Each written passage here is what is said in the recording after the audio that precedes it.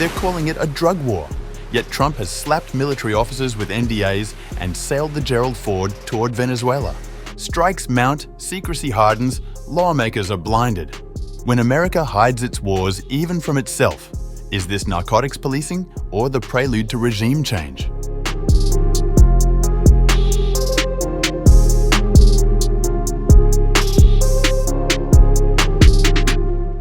In an unprecedented development, the US military officials involved in President Donald Trump's operations in Latin America have been asked to sign non-disclosure agreements, Reuters reported. This raises new questions about a military buildup that Venezuela fears may lead to an invasion. Recently, tensions between US and Venezuela have escalated to another level, with the Trump administration ordering several strikes on Venezuelan vessels that the Americans claimed were involved in drug trafficking. The United States' demand for its officers to sign non-disclosure agreements is highly unusual, given that US military officials are already required to shield national security secrets from public view, and comes as lawmakers in Congress say they are being kept in the dark about key aspects of the mission. While the Defense Department has turned to NDAs from time to time since Pete Hegseth became Defense Secretary in January, the Pentagon's use of non-disclosure agreements specific to activities in Latin America has not been previously reported. The Pentagon announced last week the deployment of the Gerald Ford aircraft carrier group to Latin America, escalating a military buildup that experts say far exceeds any requirement for counter-narcotics operations. The US military has carried out at least 13 strikes against alleged drug vessels, mostly in the Caribbean, since early September, killing about 57 people.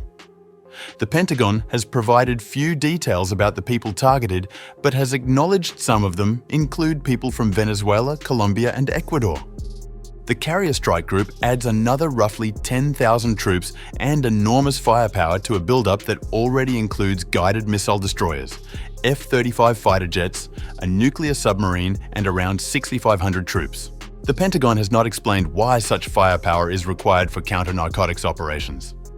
Hegseth, on the other hand, has taken a series of steps to try to control the flow of information since taking over the Pentagon in January.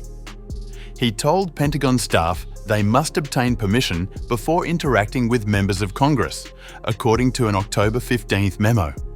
He has also launched leak investigations and demanded Pentagon-based journalists sign a new press access policy, taking away the credentials of those who did not. For now, the Pentagon has kept its lips tight on the matter. However, Senator Lindsey Graham, a senior Republican lawmaker with close ties to Trump, suggested in a television interview on Sunday, Trump would soon outline to Congress future potential military operations against Venezuela and Colombia. These military assets are moving forward to deal with a country that's got blood on its hands when it comes to Americans by flooding our country with drugs from Venezuela and Colombia. So, I hope Maduro would leave peacefully, but I don't think he's going to stay around much longer. Graham added Trump had all the authority he needed to carry out operations in Latin America. The tone suggests the US might be preparing for more than just a drug war, and the NDAs only complement that notion.